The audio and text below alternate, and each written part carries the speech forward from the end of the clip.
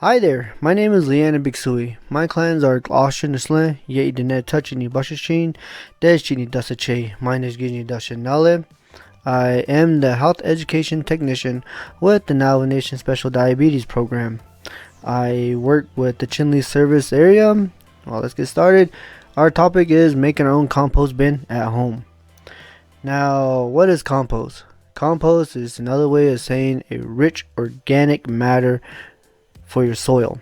It's pretty much really good for your soil and your bed raises or garden beds. It's just another saying it's really good soil. And what do we need to create our bin? First of all, we do be needing a container with a removable lid. Next point on our list will be get a drill, and we do need a 1/4 inch drill bit. Hammer and nail will just do fine. And we do need water. However, you can carry water, bucket of water, water hose. You can utilize that in your bin. Let's get started. Well, today is a good day. So right now I'm going to go ahead and use my drill, start making holes. And you would want to be making holes on top and bottom. About 20 or more holes will do great. And why am I making holes? Well, the holes are just there to create to help with circulation of air and drain moisture out. Remember, when we're making this compost or this bin, there's going to be 5 layers. So our first layer is going to be branches and sticks. You want to make them down to the right size of your bin. Why am I using these? Is there to create airflow, and is also there to help with drainage. Airflow will be needing oxygen. Every compost will need oxygen, so to help with the microbes inside. Once I'm done breaking down the twigs or breaking down sticks and branches, we're going to go ahead and start on the next layer. Our next layer is going to be brown materials.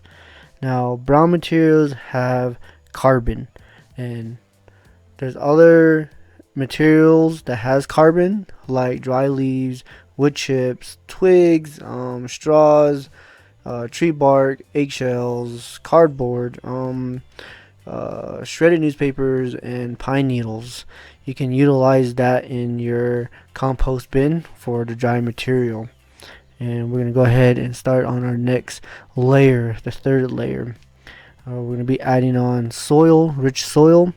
You can use sand as well, but not too much of that one. But if you have some potting soil around the house, go ahead and utilize that. It's just going to be there to help to decompose the brown material. Our next material is going to be green materials. Now, green materials have nitrogen. And what has nitrogen will be like vegetable scraps, fruit peels, and grass clippings, coffee grind, filter, tea leaves, flowers, fur, fresh leaves, and manure. Pretty much horse, cow, sheep, rabbits, chicken. Those are more safe. And yeah. And then we're going to go ahead and add on our last layer. Our last layer is going to be more soil. It's going to help with the odor. It's going to help with decomposing. And then after this, it's just done. You just add on the water and we'll be done. But make sure you find a spot for it where it's going to be warm and it's going to have a lot of sunlight. It's going to help with the microbes inside develop, and it's going to help it eat up or create more nitrogen. Yeah, it's going to create nitrogen inside the compost. So that's how you make compost. What was the benefits out of it? You actually worked out, you walked, you lived, you moved around. You were very active, and you were moving around within 10 minutes. It usually takes 10 minutes every time, or 15 minutes of your time. And that's about it from me. Thank you. Until next time,